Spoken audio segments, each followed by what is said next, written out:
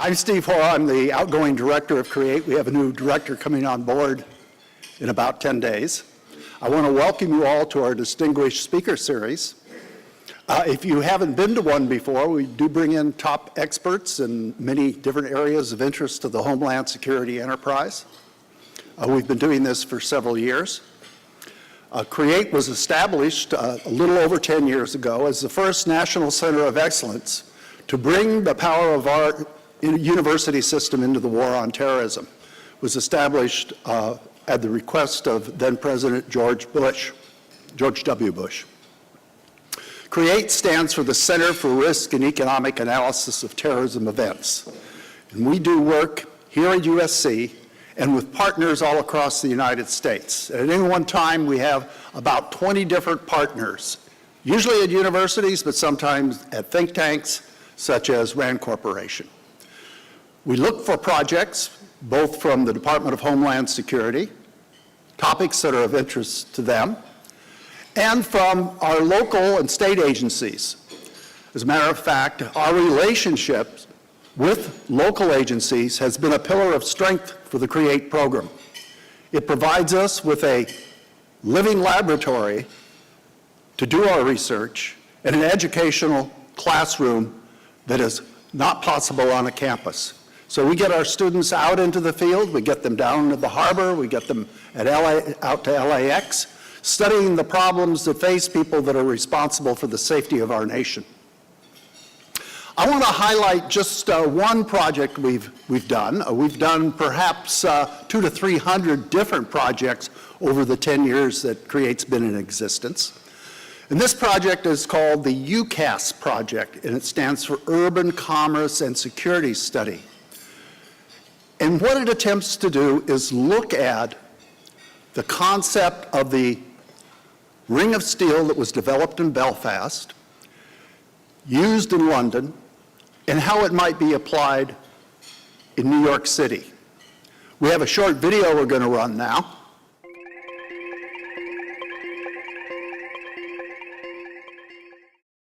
The R and the E in CREATE stand for Risk and Economic Analysis. And the project we'll be discussing is one that links these two concepts together to look at the optimum trade-offs between security measures and economic activity in an urban environment. We've titled the project UCAS for Urban Commerce Security Study. For the UCAS project, we're looking at the security and economic trade-offs in the Lower Manhattan area. This is a 1.7 square mile area that has a lot of area to cover that requires a lot of protection. In considering how best to enhance security in the Lower Manhattan area, a ring of steel model has been discussed through the launch of the Lower Manhattan Security Initiative.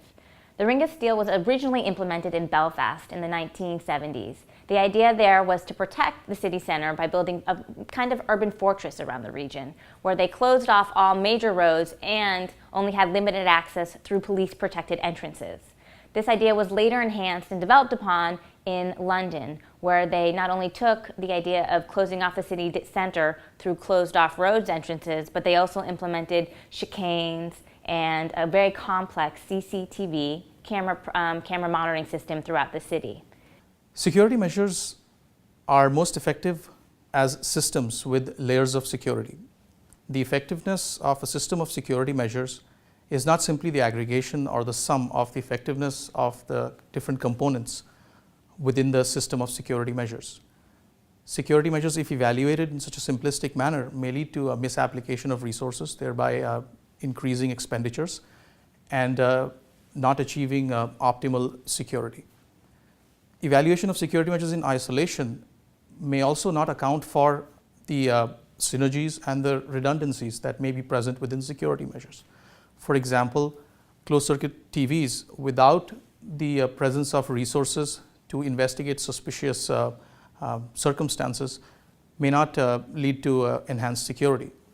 The diagram you see shows economic activity on the vertical axis and risk on the horizontal axis. And the red dots represent portfolios of security measures. The question is, where do we want to be among all these possible portfolios? And the answer is, there is an efficient frontier, which is to the upper left of the diagram, that shows those portfolios that have the optimal level of economic activity given a fixed level of risk, or vice versa, for a given level of economic activity, we minimize risk. Any other portfolio that is not on that upper boundary would be suboptimal. Al-Qaeda has said they would destroy us by a death of 1,000 cuts. And what they mean by that is that we can actually destroy ourselves. If we have so much security that it suffocates economic activity, it will cost us a great deal. Security at any price is just not a good policy. What is called for is a balanced scientific approach that weighs off security and economic activity. We were funded to do this project because there was a lot of conflict between police authorities and the people that own property or are developing property in the southern Manhattan area. And so you have this kind of conflict, this tug of war between do you want to stop every truck and search every truck coming in, which would reduce economic activity, or do you want to take more risk and have a freer economic milieu to work in? So this is just an example of one of the projects that has been funded and has been carried out by CREATE. We received most of our funding from the Department of Homeland Security, but we're also supported by two of USC's schools, the Viterbi School of Engineering and the Price School of Public Policy. The Distinguished Speaker Series has been the baby of Errol Southers, Dr. Errol Southers, who is on the faculty of the Price School and is a member of the CREATE team. And I want to call up Professor Southers to now introduce our speaker. I want to thank my director, Steve Hora, and just want to acknowledge a few people before I introduce our speaker today. As Steve mentioned, unfortunately for us, he's going to be retiring shortly. In fact, I think our big party is about a week and a half from today on the Queen Mary. So he'll get used to his Tommy Bahama shirts, and we'll have to make sure that we keep him in that style. Director of Research Isaac Maya is also seated at the front table, who manages, we are, an enterprise of 21 institutions around the country and the world, and Isaac has the dubious task of keeping herding cats across the globe, actually literally. The other members of our CREATE team are Mike Navarrete in the rear and Yvonne Morgan, who also, again, part of our research and our business office, but most importantly, Kelly Bucola and Aaron Pearson, who none of these things that we do all year long that you attend and support us on ever happen without them. So they really are the A-team, and I want to thank them for all of their work. You're here during the week of our executive program for the second time out of the 6 years that we've hosted the program. The executive program is actually a mirror of a program of our, if you will, our partner institution in Herzliya, Israel, called the IDC, which is the Interdisciplinary Center. And its terrorism institute is called the International Institute for Counterterrorism, ICT. I happen to have had the fortune to have been there. I just came back. I've been there over a dozen times to the region, and rockets are always coming into Israel, but it's a different experience when you're teaching there and having to go to the shelter during class throughout the day. So it's quite a learning experience. This program brings attendees from state and local, federal law enforcement, emergency services, fire, military, and they immerse themselves for 6 days with us in a course of study that goes through lectures, experiential learning, and site visits. So, for example, yesterday they took a very extensive site visit behind the scenes on how we protect LAX, which is arguably the #1 airport terror target in this country.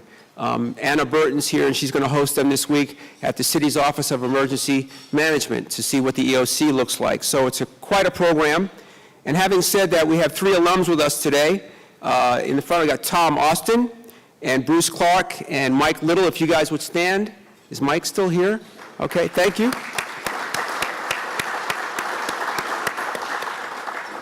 And then 2 other, if I will, esteemed alums. We always have underachievers here. So I've got Chief Rodriguez, who has 2 master's degrees and his PhD from USC. Chief Rodriguez. And last but not least, if I may, Chief McDonald, Jim McDonald. Jim, the beauty of being in the private sector and not working for government is I don't have to have approved bullet points anymore. So let me introduce our speaker. I have had the fortune over 30 years, and again, it's always fun for me because whenever we have these events, I'm with family and friends, so it's really like sitting at home talking to the people that have been in my life for a long time. And Rabbi Cooper is no exception. When I got to the governor's office in 2008 and didn't have a staff and only knew the people I had known from law enforcement, he pretty much adopted me over at the Simon Wiesenthal Center, and as a result of his relationship, Israel's become a second home, and my knowledge in that area has just grown tenfold. He's the Associate Dean of the Simon Wiesenthal Center, a leading institution in human rights organizations with over 400,000 family members. He's been a longtime activist for Jewish and human rights causes on 5 continents. Since 1977, Rabbi Cooper has overseen the Wiesenthal Center's international social action agenda and worldwide promotion of tolerance education. He's widely recognized as a pioneer and international authority on issues related to digital hate and terrorism. Rabbi Cooper's interface with religious and political leaders in Egypt, Sudan, Jordan, Indonesia, Thailand, Singapore, Myanmar, Japan, Philippines, and India. He's coordinated international conferences at UNESCO, Berlin, Geneva, and multi-faith conferences on religion and terrorism in Bali and Mumbai. He's testified before the United Nations, United States Senate, Japanese Diet, the French Parliament, and the OSCE. He's a project manager of the Center's historical exhibition written by Professor Rabbi Wistrich, entitled People, Book, Land, the 3,500-year relationship of the Jewish people with the Holy Land, that opens in 2 weeks at UNESCO headquarters in Paris. Before I finish his bio, though, I do want to mention one thing. If I could have my slide. He joins a very esteemed group of people that have been here as distinguished speakers. And I want to say that I've tried to get him here, and usually when I have emails to Rabbi Cooper, I ask him, what country are you in? And so you can see there, we've had quite a list of people there, starting with Richard Clark some 4 years ago now, Secretary Chertoff, Mark Sageman, who is a terrorism expert in his own right on terrorism networks, David Gartenstein-Ross, who will lecture tomorrow, an incredible background of having been born a Jew and then converting to Islam, getting radicalized and actually recruited before he withdrew from an organization in North Carolina. Maria Ressa, who was with CNN in Jakarta as a bureau chief and interviewed many of what would be the 19 hijackers for 9/11. Brian Jenkins from RAND. Our own Matt Bettenhausen, who headed up the Governor's Office of Homeland Security when I worked there, met Rabbi Cooper, and is now at AEG. And last but not least, Fran Townsend, who is a noteworthy commentator and analyst on CNN. So I want to conclude with my introduction for Rabbi Cooper. His op-eds appear internationally in the secular and Jewish media. Newsweek, Daily Beast lists Rabbi Cooper together with Rabbi Heyer as among the top 50 most influential rabbis in the United States. He's also the founding member of Israel's Global Forum on Anti-Semitism. I'm happy to call him my friend. I'm also happy to call him my rabbi. I'm introducing to you Dr. Rabbi Abraham Cooper. Thank you, Earl and Steve, and for this wonderful invitation. But I think I owe everybody an explanation. This is not a fashion statement, and thank God my back problems are not that bad. So what gives? So happens, if you want to talk about advanced intelligence, I get the message, Errol. I got invited to a lunch on Tisha B'Av. Tisha B'Av is the saddest day in the Jewish calendar. It marks the day in the Hebrew calendar, hundreds of years apart, in which both Solomon's temple and the later Holy Temple in Jerusalem, the one that Arafat said never existed, were destroyed. So I'm in the midst of a 25-hour fast, and as on Yom Kippur, we, as a sign of communal mourning, when you come to someone's home and they're in mourning, they're not wearing shoes. So we don't wear leather shoes on 2 days during the year, Yom Kippur and Tisha B'Av. So here we are on Tisha B'Av, the rabbi's wearing his keds, and from what I see from the young people, I think I'm real retro, so bully for me. So I think the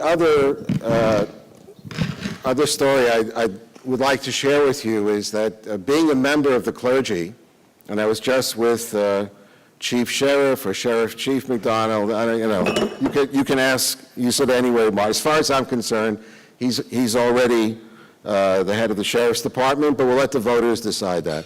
So the other week, we were at the King Fahd Mosque on the next to last night of Ramadan, invited by our mutual friend Mohammed Khan to iftar, to break the fast. So only in Los Angeles can you have 2 Orthodox rabbis, 2 Irish cops, and Muslims from 22 countries eating kosher sushi. So, barely being a member of the clergy, I'm a member of a synagogue on Pico Boulevard. My job on Saturday morning is to give out Laffy Taffies, which I do so religiously. I do want to share with you one Jewish story, because if a rabbi doesn't use the podium to tell a story, he could lose his tax-exempt status with the IRS. And even though you've maybe have never heard of a group called the Wise Men of Chelm, I guarantee you by the end of this story, you will say, hey, wait a second, I know 4 people in my office who must be honorary members. So in our tradition, one of the reasons Jews have gotten this far is we know how to laugh at ourselves, and there's plenty of material, if not a lot of time. And Chelm was actually, and is actually, a real dot on the map in Poland, still exists. It was, in the 19th century, one of thousands of little tiny Jewish dots in Eastern and Central Europe, maybe 100 hovels down in the valley, and on a little bluff, they called it a mountain, would be the one communal building, the synagogue. So there was one footpath from the synagogue to metropolitan Chelm. It wasn't paved. So in the summers, when it got real hot, people's clothes would get dirty. During the rainy season, a couple of folks slipped, got their clothes muddy and dirty. A lot of, talk about, can't they do something about the problem? And then one winter, during a raging snowstorm, one of the members of the synagogue from Chelm slipped, fell down the mountain, and was killed. Well, when that happened, what do you do when you have a crisis? Crisis management, all over the United States. You call a meeting. And the Wise Men of Chelm met for 7 days and 7 nights. And the morning after, what do you do next? I'm updating this for the 19th century. You call a press conference. What do you do then? Well, here at USC, same thing at the Wiesenthal Center.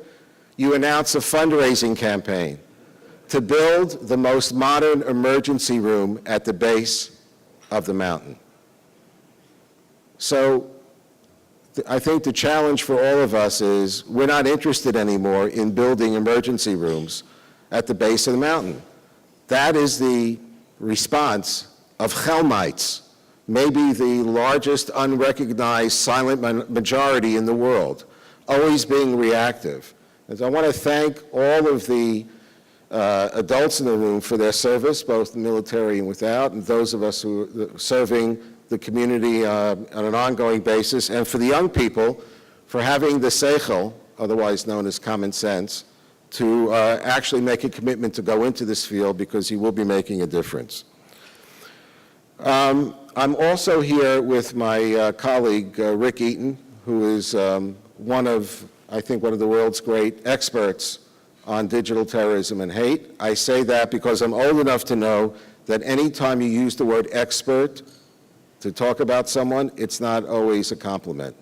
But actually, Rick does train a lot of the trainers across the United States, and together, for the last 20 years, we have been running a project called Digital Terrorism and Hate.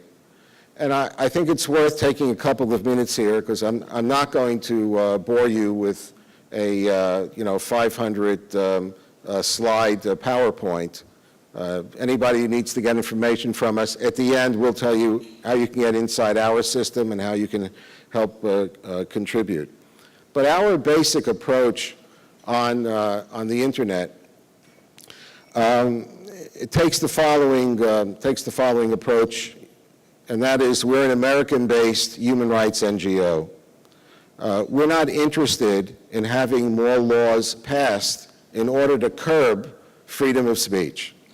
And so from the very beginning of following the rats, the neo-Nazis in Germany and elsewhere, onto this fledgling new thing called the internet back 20 years ago, is we made a decision early on that we did not want to get into the classic American debate of the ACLU versus the people who want to be the thought police in the United States.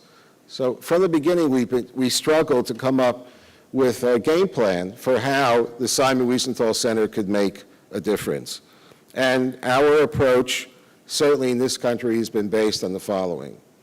The people who know the most about internet technologies are the companies themselves.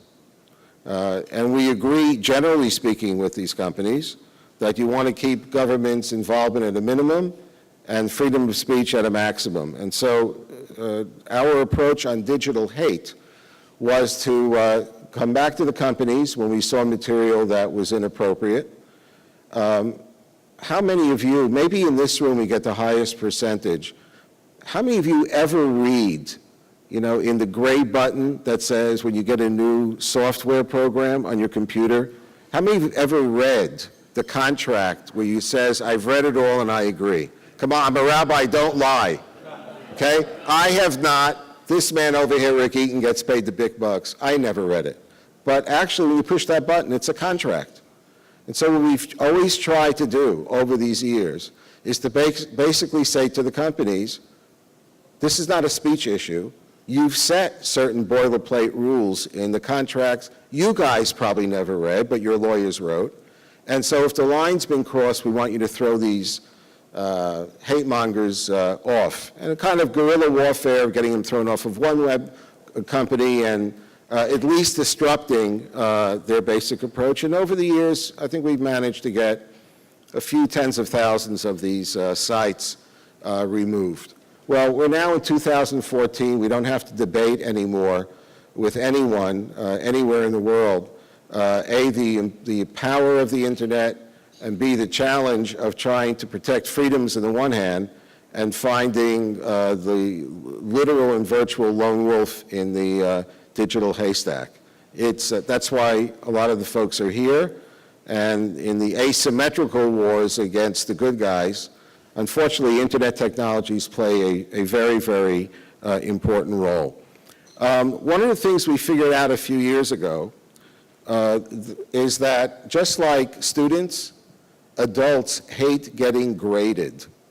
So we instituted a report card, really almost infantile idea, of grading Facebook, Google, YouTube, Twitter, and when we put out our annual report announcing the latest grades. So, for example, during our first meeting with Twitter in San Francisco, just after they got, 1.2 billion or something for their IPO, we were talking and one of their top people said, so are you thinking of changing our grade from an F? I said, actually, yes, but I haven't found a grade lower than an F yet. We'll get back to them in a moment. So our basic approach to this problem, and it's a huge one, is that probably the best company on the block so far, actually from the time that they opened shop, is Facebook. Facebook actually looked at issues of criminal activity, let's use the term hate speech, but also terrorism-related stuff, and said, you know what? That's not why we're in business. We have certain rules. We're going to try our best to live by those rules. And what they've done, in addition to having rules, is they've gone beyond what I call the Wizard of Oz effect. We all feel this as consumers using the internet, meaning if you have a problem with a product or something online, they tell you to send an email. And let's say when dealing with eBay or Google, I've always felt it's like the Wizard of Oz. Gets your email. If they feel like responding, they'll respond. And if they don't, good luck to you. Facebook put people in place. Means we can get a yes or no very, very quickly. As of last Monday, during our meeting out near Stanford University, they now have at least 3 teams of young, dynamic folks on 3 continents looking at the issue of digital terrorism and hate on their own every single day. So you might say, great, they get an A+. They don't get an A+ because They have over 1 billion separate pages in God knows how many languages. But at least there is a company that in fact has made a difference. In watching the very interesting video explaining the goal of what this great institute wants to achieve, I just think about how the bad guys look at the good guys and say, how can we really screw them up? How can we evade them? How can we get around them? And more importantly, how do we just go directly to market, mass market, to the audiences we want to reach? How can we use command and control? How do we win the day? And the answer is Twitter. Twitter today, as far as I'm concerned, is, because of its the large impact that it has, the large and growing population that it caters to, they are today the weapon of choice of every terrorist and extremist group on the planet. Last Monday, and Rick, you might as well just, we'll actually just stop with the first visual. Last Monday, we sat for the second time with a group of very bright people, mostly younger people, and I asked them a simple question. If you see the ISIS logo on a Twitter, do you pull it down? And the answer after the sixth time we asked the question was not necessarily. It depends what they write. By the way, later that day when we met with Facebook and we asked the same question, they said, well, of course. Any organization that is deemed a terrorist group by the State Department or European Union automatically cannot get on to Facebook. The Twitter says, quote unquote, it depends what's written. Now, our approach of trying to get companies more directly involved isn't made easier when you have the NSA issues and everything associated with that. But I think that in Twitter's case, they basically have made, so far, a devastating strategic decision. First of all, it costs a lot of money, relatively speaking, to deal with this issue. I don't think they're interested in really getting involved unless they're forced to. I don't believe for 1 minute that anyone is looking at every single posting made by ISIS. Now, Rick, if you want to show us some of the next visuals, I'm actually going to grab the mic so I can see the visual as well and come around here. I really hate to bring this to your attention at lunch, but this is the image I showed at Twitter last Monday. I said, guys, how could you show this? How could you allow this, to be put on social networking? Because as everybody in this room knows, as horrific as this visual is there to recruit young people in Europe and in the Americas into that worldview. Go ahead, Rick. That was taken off. That was taken off when we gave the materials in. Continue. And guess what? As we speak, this is live online at Twitter. So this stuff is currently on there. You can go on. I think people in this room have a good idea of who these folks are. The online English language magazines that are getting slicker and really more magnificent in their presentation. If you think these magazines don't have an impact, think back to the Boston Marathon bombing. 3 months before that bombing, when we released our 2013 report, we actually showed the recipe for the homemade pressure cooker bomb. And unlike a lot of people here, we do stuff the old-fashioned way. We just use human resources. We don't troll digitally.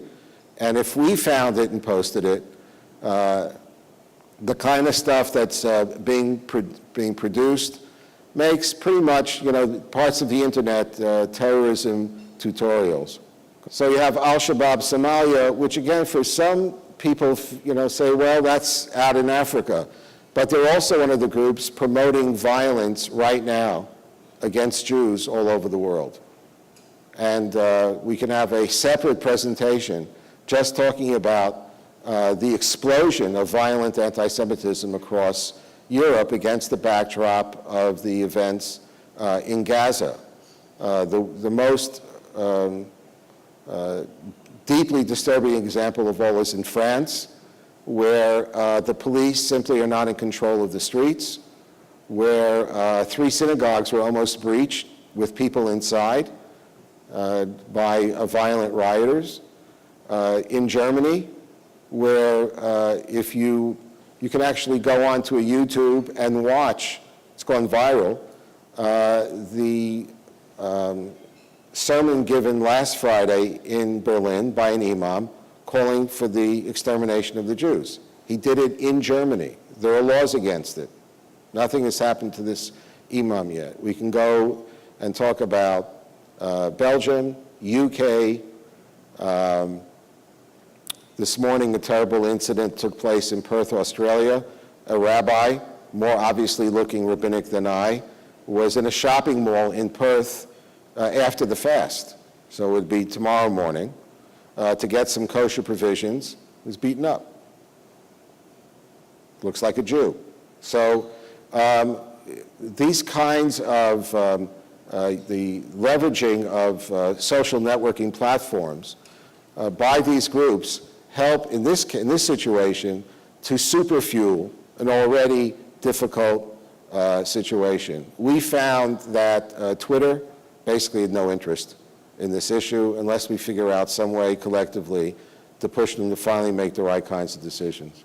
So if you see on top of what Rick's compiled here is that their approach to the social networking platforms is to use multiple accounts. So even if Twitter gets around to maybe knocking out one of them, the rest of them are usually in business.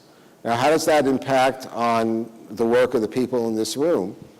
You take the activities of any of the extremist groups who are looking to raise funds, who are looking to recruit. I'm sure you've had many presentations here about the lone wolf. And I would say the following, that overall, in terms of the actual damage, physical damage done here to the homeland, thank God we have great people like you that have helped protect us. But the continuing threat of the lone wolf attack and the upgrading of the delivery possibilities to WMDs, this is a problem. It's the #1 problem that I've heard from top officials in Berlin, in Manila, in Tokyo. It doesn't make a difference where you are. Everyone's worried about the game changer called the internet. We can put the ring of safety around any urban area. You can get, hopefully, the talking heads of very diverse communities, as we have in Southern California, with the help of great leaders in police and elected officials, of getting people of different approaches to actually sit down and talk with each other. But the internet allows the bad guys to go right over that safety net or under it or through it or trash it and go directly to the young people that they're trying to impress. We have a bigger problem before us than I think that any answer exists. Go ahead. Keep going.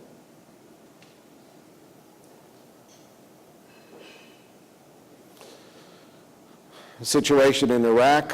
Here you have also, if you haven't heard of Yazan magazine, it's maybe not as well known as the Al-Qaeda and some of the others, but please mark it down in your computers, Google it, get home, take a look and see what they're promoting.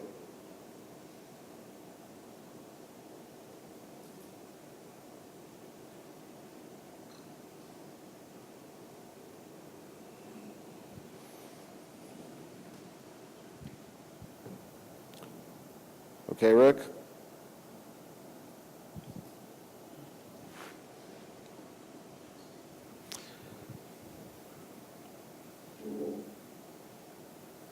So in speaking to the Twitter folks about Hamas last week, one of them said, you know, we actually saw that a member of Hamas was in communication by Twitter with an Israeli.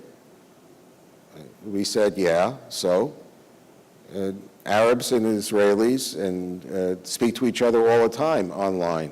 That's not an excuse for the fact that you're allowing Hamas to use it as a multiplier. I also want to just say one thing about Facebook, because it's not, they're not completely successful.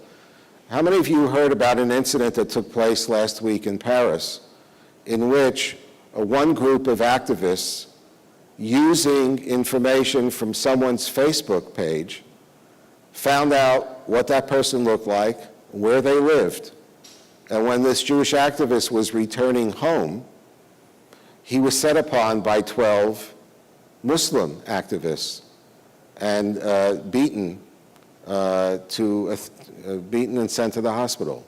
So, yeah. So I would just say the following.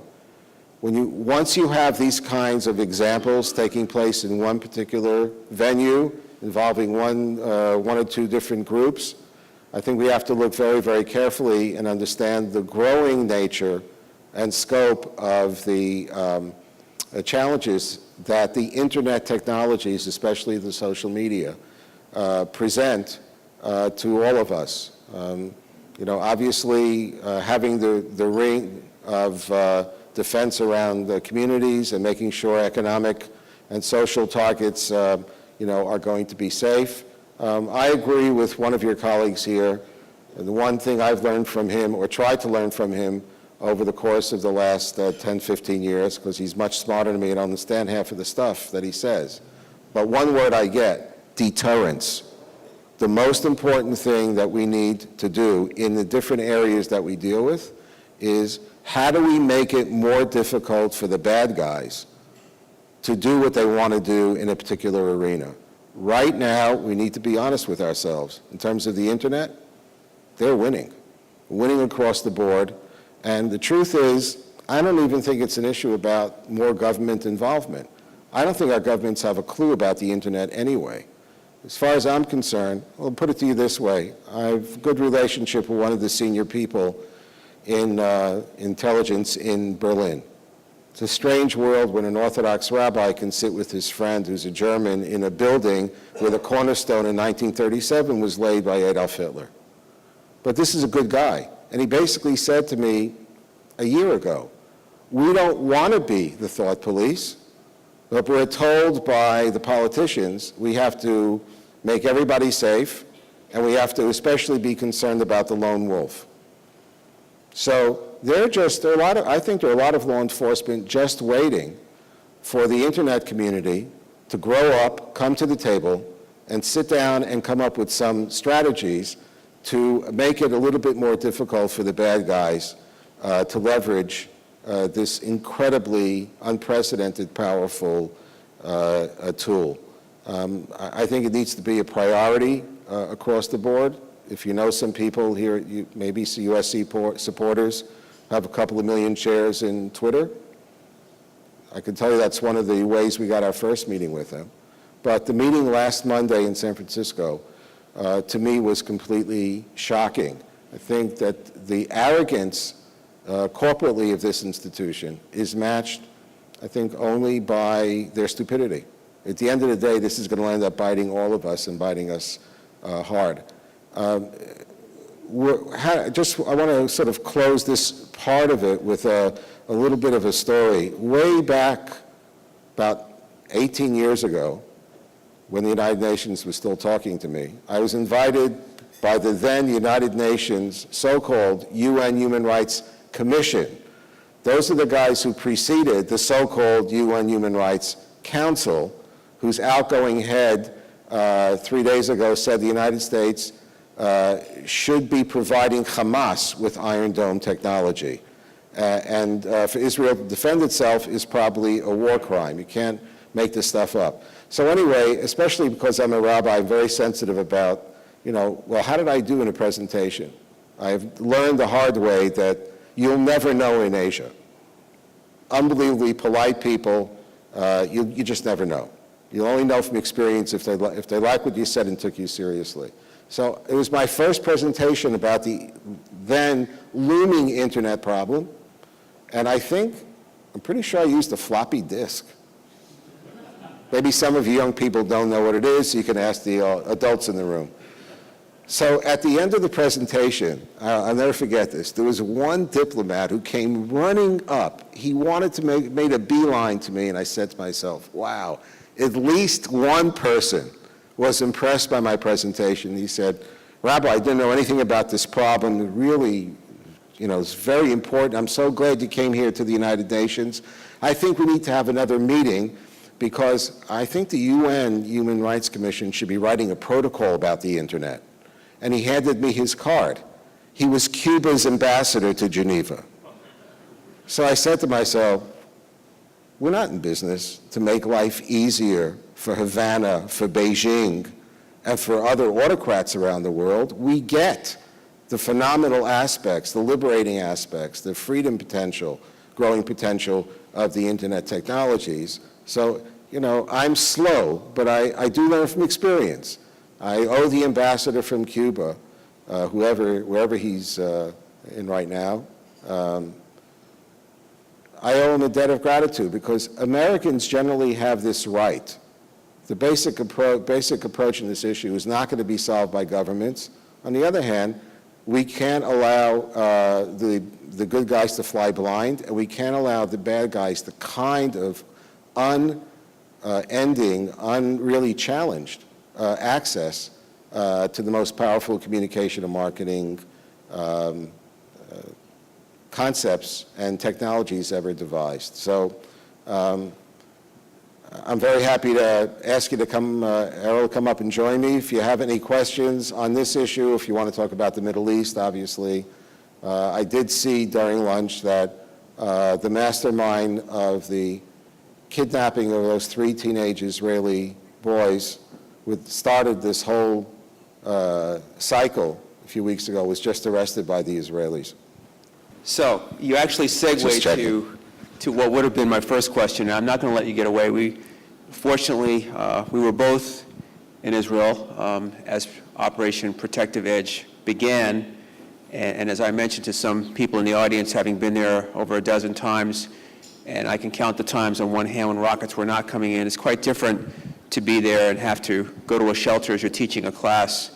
And some of my friends' children who have only known sirens there and shelters and what's happening to them psychologically. But if you could, just some impressions about being there after I left when really the ground assault started and some of the things that you wanted to share today. Well, I think I'll try to keep it succinct. First of all, I have no pretense of objectivity. My main assets are in Israel. I have 5 grandchildren in Jerusalem, and my oldest daughter is expecting number 6 in a few weeks. So just for full disclosure. A few things. Number one, Israel's not at war with the Palestinians, they're at war with Hamas. And we're going to be seeing now in the coming days, weeks, and months, the next inevitable chapter unfolding of the human rights community, the activists, led by Amnesty International, Human Rights Watch, the United Nations Human Rights Council, will be talking about discussing, preparing reports about holding Israel accountable for crimes against humanity and war crimes. From my point of view, it's pretty simple. The horrors that have taken place in Gaza have been instigated and made inevitable by a terrorist organization called Hamas. They should be indicted for the war crimes for 160, at least, that they admit by their own figures, 160 Palestinian kids who died digging the tunnels, the terrorist superhighway underground, by Hamas's own admission. At least 160 kids perished. That would be a good place to start for an indictment for crimes against humanity. Secondly, we just e-blasted out about 2 hours ago. If you haven't seen it yet, I'm sure it'll be all over the internet. Yesterday, one of the Indian television networks who had a correspondent embedded in Gaza City, did stumble upon, right outside his hotel window, where 3 Hamas operatives showed up, put a canopy over an area so that could not be seen from above, and put together the basics for a rocket launcher. And you can see all of this unfolding on video. And the gentleman just watching from his balcony, the TV camera is going, and they kept the camera going, and sure enough, about a half hour before this morning's ceasefire, Israel was hit, I think, with at least 25 rockets, maybe a lot more. One of them launched right outside this guy's window, surrounded by high-rise apartment buildings, hotels, and the like. That was put up by this network. I hope that the correspondent is either in Cairo or in Tel Aviv by now. Otherwise, I hope he can outrun the bad guys. But you just see absolute living proof about Hamas's game plan.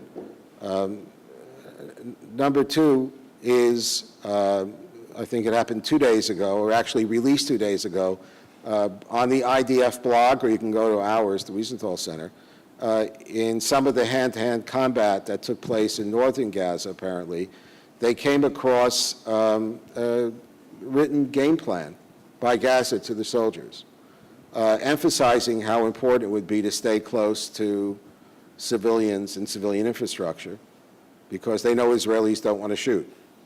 And this is a core part of their approach to things. Everything that we've seen in terms of coverage has been mostly infuriating, but also inevitable. That's, I think, a part of the problem that we have in dealing with these asymmetrical wars. The greatest disappointment to me, actually going back to 2001, just before 9/11, I was the spokesman for the Jewish groups at the United Nations World Conference Against Racism in Durban, South Africa. And that was really a turning point in the history of the global NGOs, the people who were in charge of promoting civil society, when they basically, what happened there was a change from debate, healthy debate, over particular Israeli policies to basically coming out and saying, well, maybe there shouldn't be an Israel at all. And when Hamas and their like sit down and strategize about what they're going to do, they know the media is not going to have the guts to give the truth because their correspondents might be killed, or because they see them as the underdogs. Number 2, the international human rights watchdogs, who should have blown the whistle on these groups long ago, have basically brought it in a very interesting way. And let me share this. I've never spoken about this particular thing publicly, but I think it's important. About, it's probably 12 years ago, I arranged for Natan Sharansky. Many of you know him, the great human rights icon. He was in the Soviet Gulag, barely survived, went on to become an Israeli politician, and is now the head of the Jewish Agency in Jerusalem. So I arranged in New York for a private meeting between Natan Sharansky and Kenneth Roth, the head of Human Rights Watch. And this is what Sharansky asked 12 years ago. He said, look, I don't want Human Rights Watch to change at all. You should absolutely be looking carefully at what everyone does. I have one request, and that is you make 2 lists. Make a list of the democracies, and if you have to blow the whistle on something they do, do so.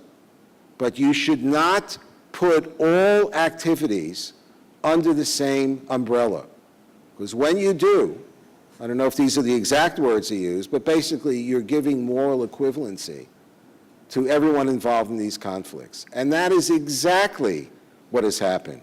And we now have, I would say by today's new standards applied to Israel, for sure, Franklin Roosevelt, Winston Churchill, and all of our great generals in American history would be war criminals, indicted and convicted for collateral damage or even for targeting civilians.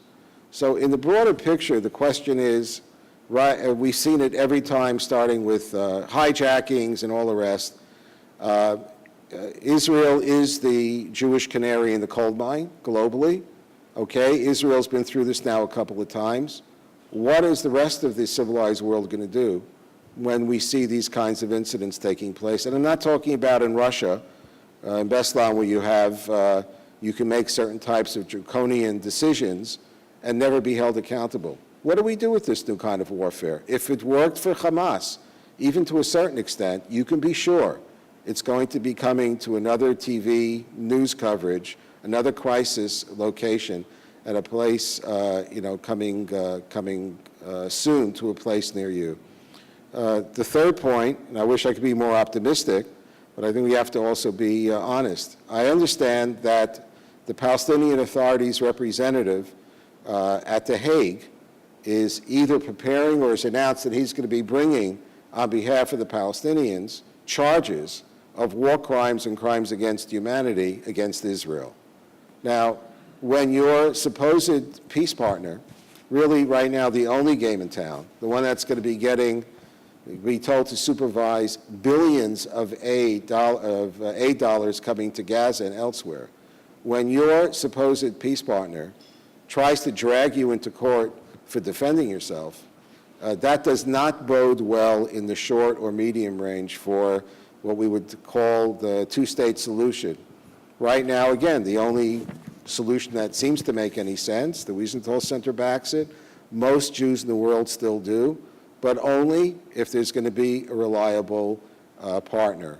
I think from the time that Arafat and the Israeli leaders shook hands at the White House in front of President Clinton, I was there that day, and I remember remarking to a member of Congress as they walked off the stage, I said, you know, this feels like a snapshot of a 12-car train in which one car, you take that picture, one car is not actually on the platform.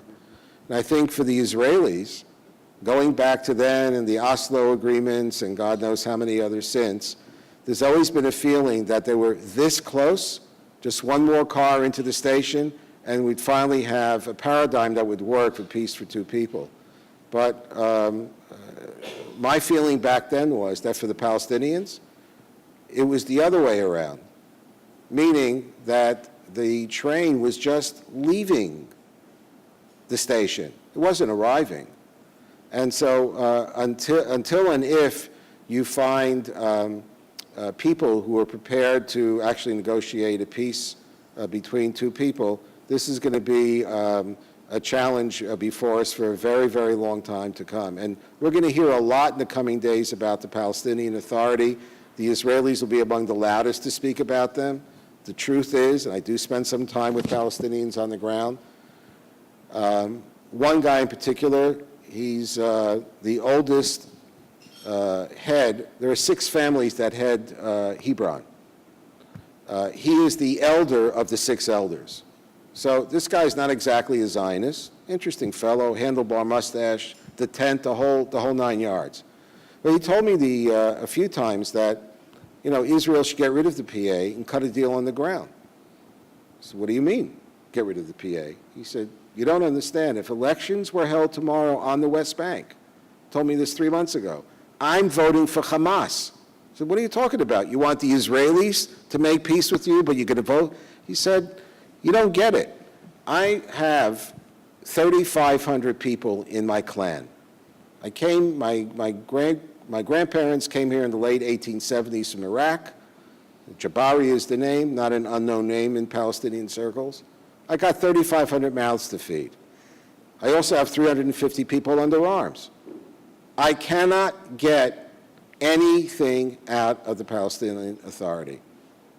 They won't pay for the schools. I can't get special ed teachers. They keep everything for themselves. That's why I'm saying to the Israelis, forget about them. Let's cut a deal on the ground. And if not, I'm voting for Hamas as a protest vote against the PA. So my last comment would be that a plea really to the international community and to our own State Department, and that is absolutely launch that fundraising campaign to rebuild Gaza. I've been in Jabalia and some of those other places, hellholes. Maybe we can give people decent housing now. Do not give 5 cents to Hamas. And I think there are enough foreign experts, as we saw by the destruction of most of those chemical weapons in Syria, bring in foreign people who are the ones writing the check to supervise their own projects. Everything has to be totally transparent, or we're going to have a replay of this 4-week struggle coming up probably in the next 2 or 3 years again. So we do need outside help. I don't think this is a great time to rush to impose a settlement. And I think the other piece of this is something that I've been writing about, we've been protesting about, and that is the leaders in Europe. Thank God in the United States, we have a different kind of democracy. It's more open. There are plenty of people saying nasty things about Israel and about Jews. But the violence, the level of rhetoric, the failure of democratic institutions and police agencies in Scandinavia to protect Jewish citizens who have absolutely no input or decision-making input at all about what goes on in the Middle East is a travesty. And it's pretty late in the game. French Jews no, they don't have a future. It's the largest Jewish community in the western part of Europe. There were 700,000 Jews. There are now 600,000 Jews, and it could be that Al-Qaeda and friends will have their victory, that in a generation will be virtually no Jews left in France. Not a positive development. And perhaps you just allow me one other comment. Last month we sat with President Hollande in the Elysee Palace. It was a very sober meeting, and he was quite honest and very open. He told us that 1,000 French citizens had been to Syria and back. 31 had died. Some others, he said, quote, suffered trauma, so they're not in the picture at all. But the vast majority returned to France. They've melted into the population. Many of them are armed, and we don't know where they are.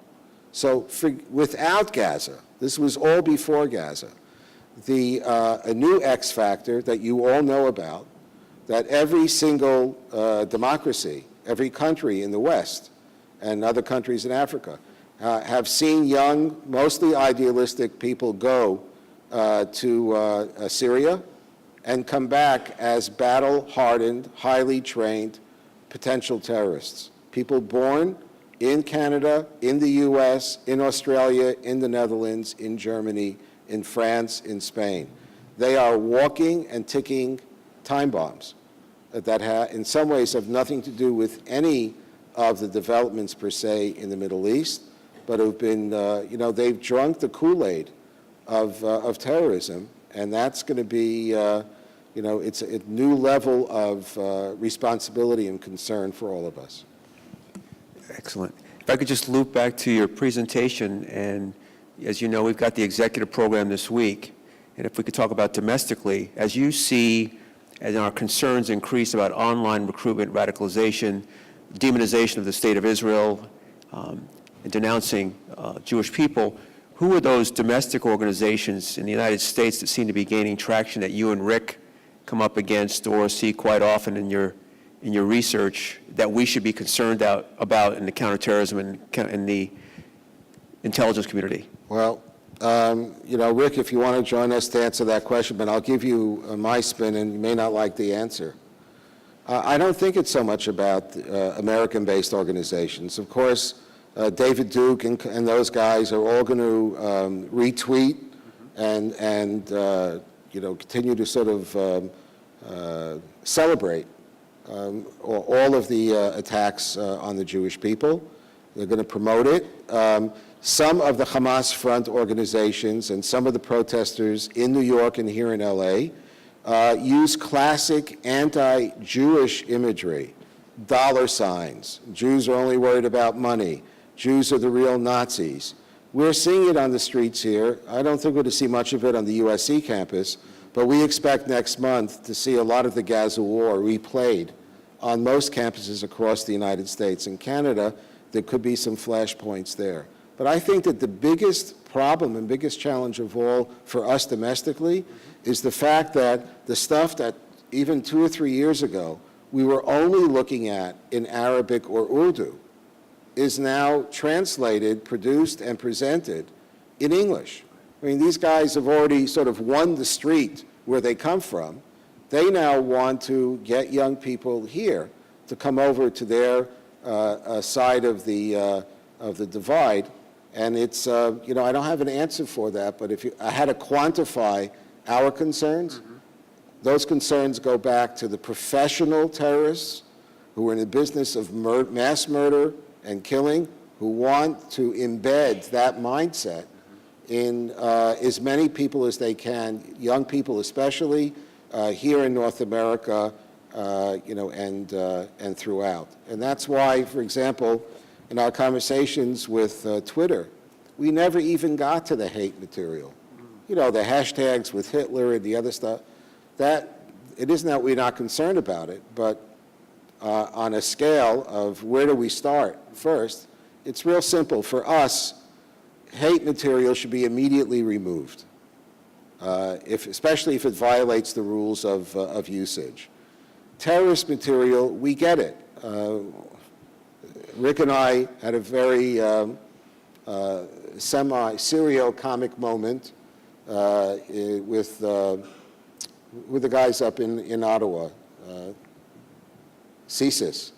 Yeah, so we made a presentation with CSIS, and they built this real, I mean, they're making the CIA look small. This massive place in CSIS. So we briefed 15 people. One guy gave us the card, his card, nobody else, not even Jim or, but we could figure out that by the end of the program, there were 2 people who sort of lurked behind, and one of them finally said when everyone else left, do you know how much heartache you've caused us by getting us knocked off 4 times already? Meaning, we understand that there is the front line is on the internet.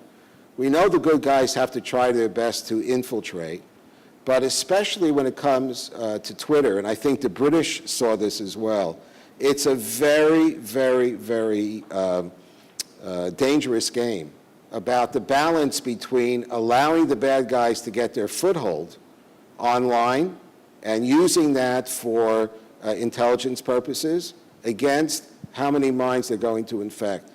By the way, the cover of our new report has a list of social networking companies and platforms that maybe some of you haven't heard.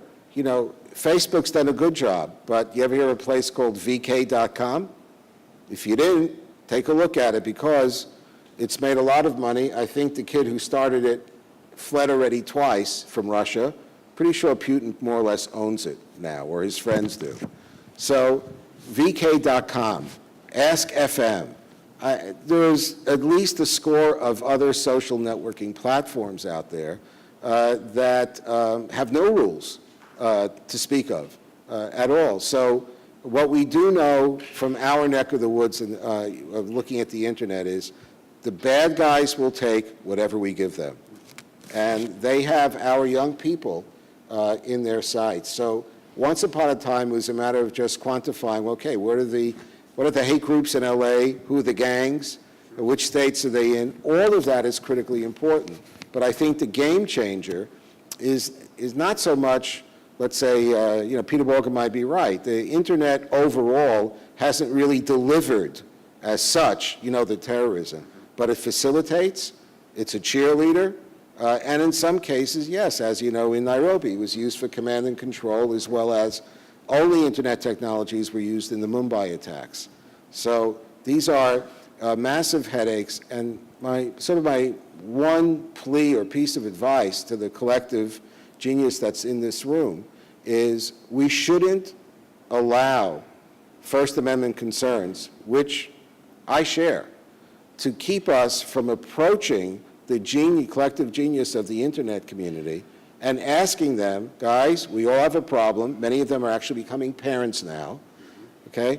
So we need for you to apply your technical know-how to help us not eliminate the problem. We've never eliminated hate from the real world. We're not going to eliminate hate from the digital world, but to at least make it more difficult for the bad guys. In that arena, you have to give Facebook credit because they do have some technological things in place that make it just a little bit more difficult for the bad guys.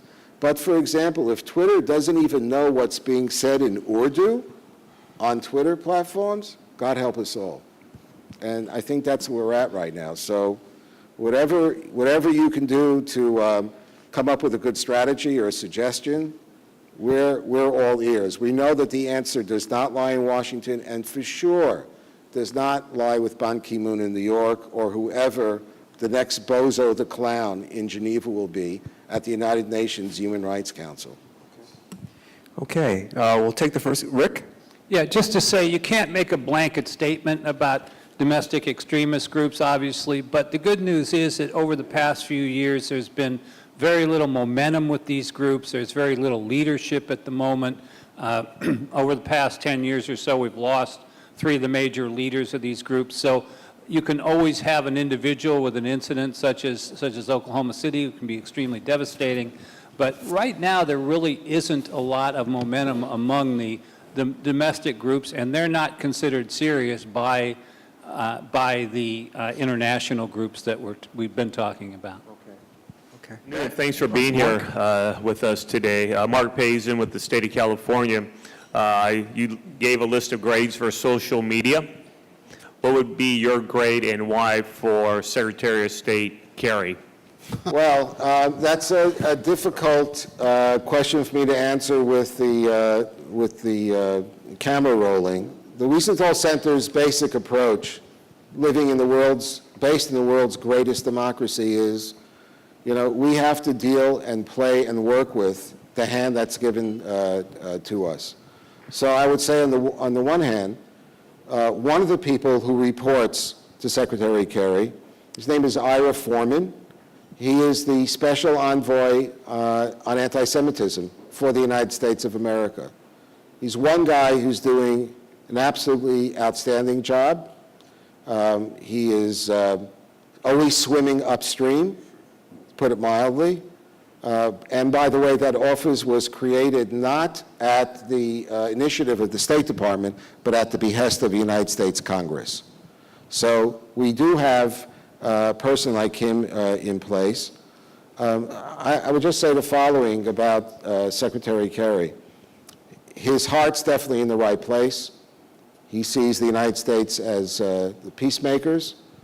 But at the end of the day, I think the buck stops only at one address. He and his predecessor, Hillary Clinton, they fulfilled the game plan of President Obama. And it is very clear from President Obama's speech in Cairo, his historic speech in Cairo the very first year. We all missed a very important cue that he put on the table, very important. Do you know he insisted sit in the first row of his speech? Anybody? Somebody? Take a guess? The head of the Muslim Brotherhood, who I think was still in jail then. I'm not sure, but he insisted, and it's the reason why President Mubarak was not at the speech.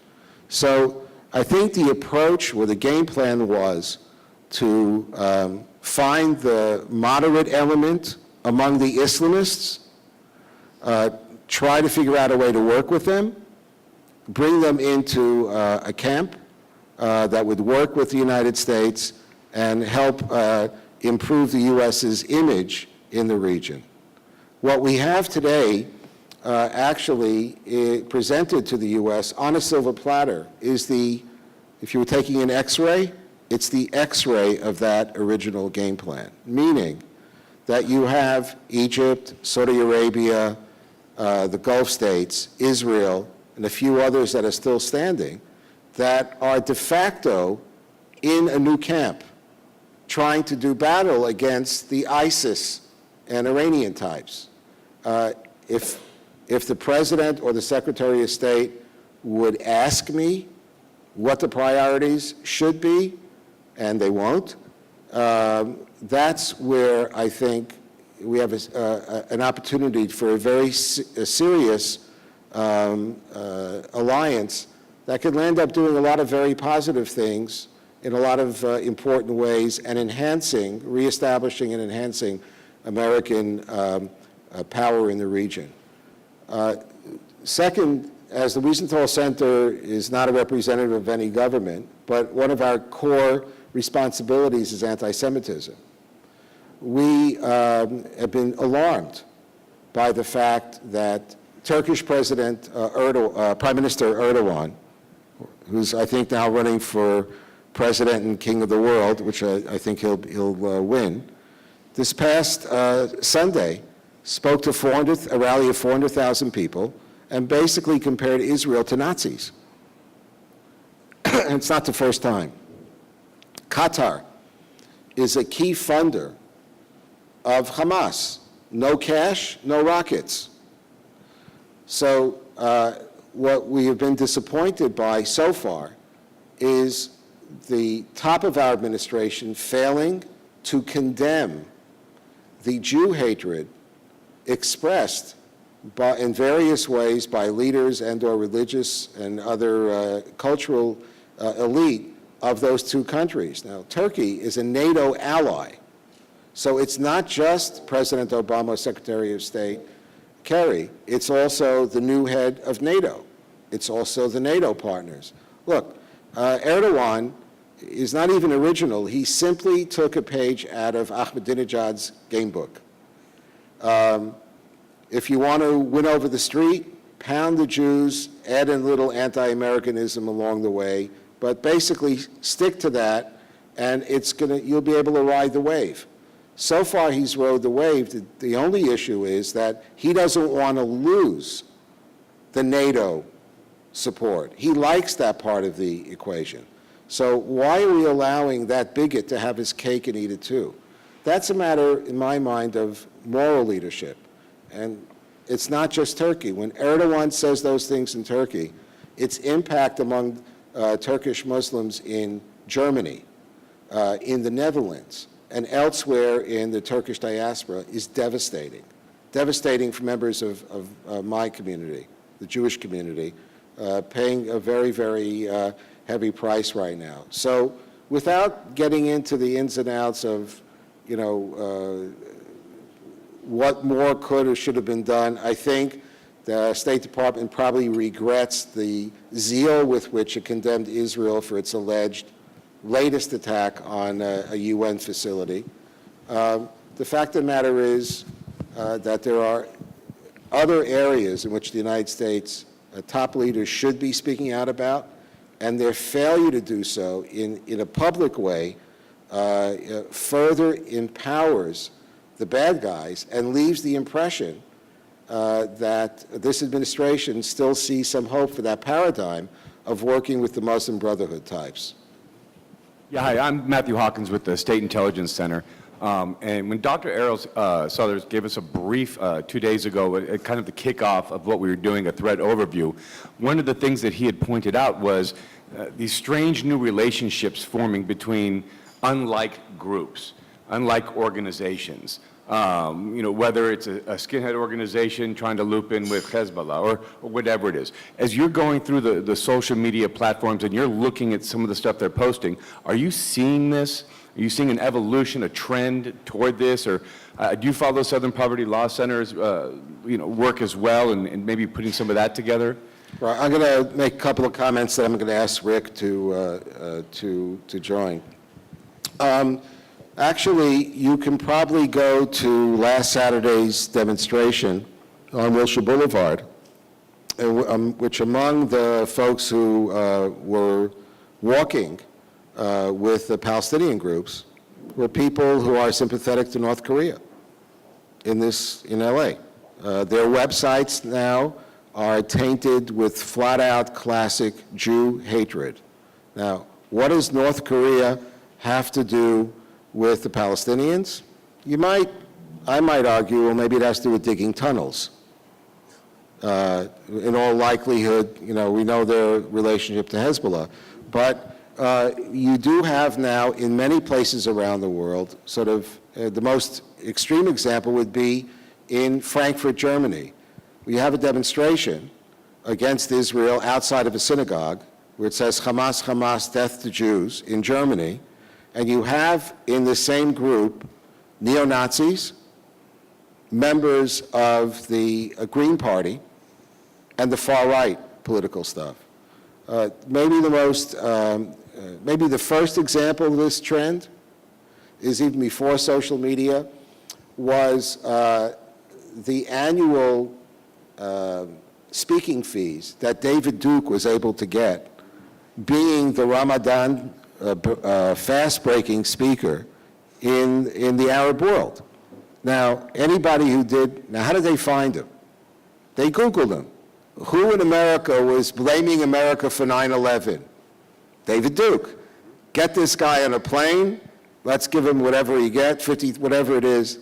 Now, did you go to the second line of David Duke to know that how did he build his following? That among the things he's pushed is the hatred of immigrants, of minorities, and including and especially Arabs? Make a difference, my enemy's enemy.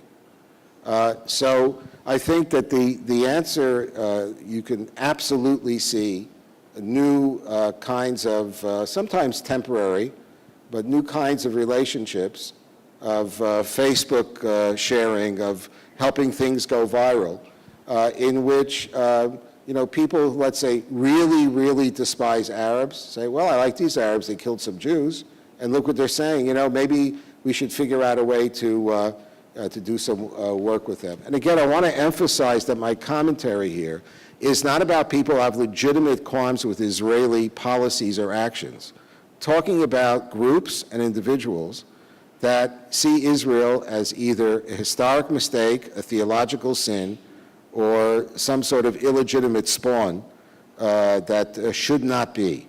So that kind of poisoning of the collective well is definitely out there. Rick, did you want to add a few things? Just the fact that, as you said, the enemy of my enemy is my friend is a very important principle with these people. But on the other hand, it's not a serious collaboration, although we have seen things as far back as when we were in Germany 20 years ago, and we saw interaction between German neo-Nazis and the various Arab factions, especially coming up on the first Gulf War. But it's not a regular thing that we see on an everyday basis, which is, frankly, the good news. I gave full disclosure about myself. I think it's about time I tell you something about Rick Eaton.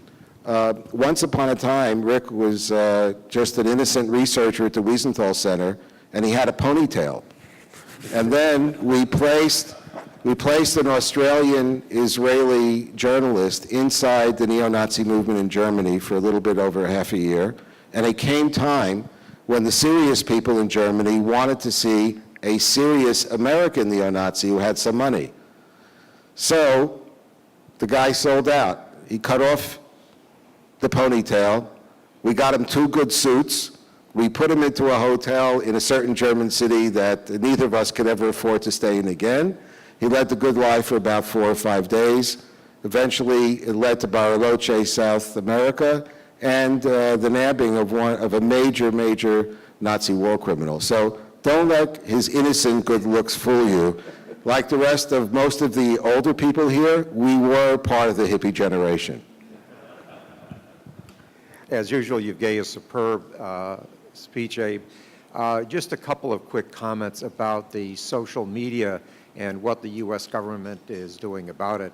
As you're aware, the internet evolved out of DARPA. It used to be ARPA in the old days, and passing on my career there when I signed off on having that go into place. DARPA now has a very substantial program going in the area of social media. And going back there, sort of a retired old guy helping to oversee that program. One of the issues that comes up, and it's not only that we're spending $25 to $50 million a year on social media and what impact it's having and how do we deal with it. One of the issues that comes up, and we've accumulated a supervisory group of lawyers, legal scholars, and so forth to look at it, you really have an enormous problem balancing things that you pointed out as very serious problems, and the ACLU brigade that have got us stopped at every turn of the road, and we've had to pull the plug on a $25 million project within the last couple of weeks because of what the lawyers are telling us you simply can't do in the current security and privacy environment. So it's a bottom line, I agree with 99% of what you say, as I always do, but just to let you know, the government hasn't ignored it, but they're fairly hamstrung on both sides trying to do something effective, and hopefully we can sort it out, but I'm not overly optimistic. Right. So thank you, Abe, and the mentor I was talking about, alluding to before, has just made a few comments. Let me just say this. The original title of our project was Digital Hate. The title changed September 12, 2001 to Digital Terrorism and Hate. We get it that speech has consequence, and Americans like to play it fast and loose. We don't want government intervention, and so we have our approach on speech to allow pretty much anyone say whatever they can, and then do our best to get the online community to throw the bums out is the basic approach. On terrorism, we also get it, meaning that when we at the center do come across certain material, our first interaction is not with a company. It's with law enforcement or an intelligence group or someone in government saying, we sure hope you saw this. And by the way, thank God, 99% of the time the answer is yes. But on occasion we get thank you notes, which I'm not happy about. But overall, I do an excellent job. But I want to also state that let's remember, with Twitter, we're not asking Twitter to proactively, automatically not allow someone to put something on board. Twitter's live. So the majority of what Twitter would land up doing is reactive anyway. So I would just say that in the battlefield of ideas, the notion somehow that the activities by terrorist individuals or groups should be protected speech is an absolute prescription for disaster. So the same zeal with which we would protect the speech of some of the people who say some of the nastiest things about Jews, immigrants, blacks, and gays, because that's speech, when it crosses over into the domain of known terrorist groups and activities, God forbid if we land up adopting the same laissez-faire approach, because then we're just writing a prescription for our own demise. Thank you. Rabbi Cooper, just thank you so much. We are very fortunate to have friends and people that support us who are world leaders, and I've got to tell this last story. So when I first met Rabbi Cooper, having just met me for less than a half an hour, and I was in the governor's office, he says, you've got to come to Paris with me. And I say, why? He says, I'm going to go and meet the next president of France. And I go, geez, what's his name? He says, Nicolas Sarkozy. And as I've traveled around the world and been able to do this, if you will, just I would say fulfill his passion, as I've mentioned Rabbi Cooper's name, I never have to have someone say to me, who is he? Because he is a world leader. He's someone who people listen to. We're happy you're doing the work you're doing. And on behalf of CREATE and the university, we'd like to give you a small token of our appreciation and thank you for coming today.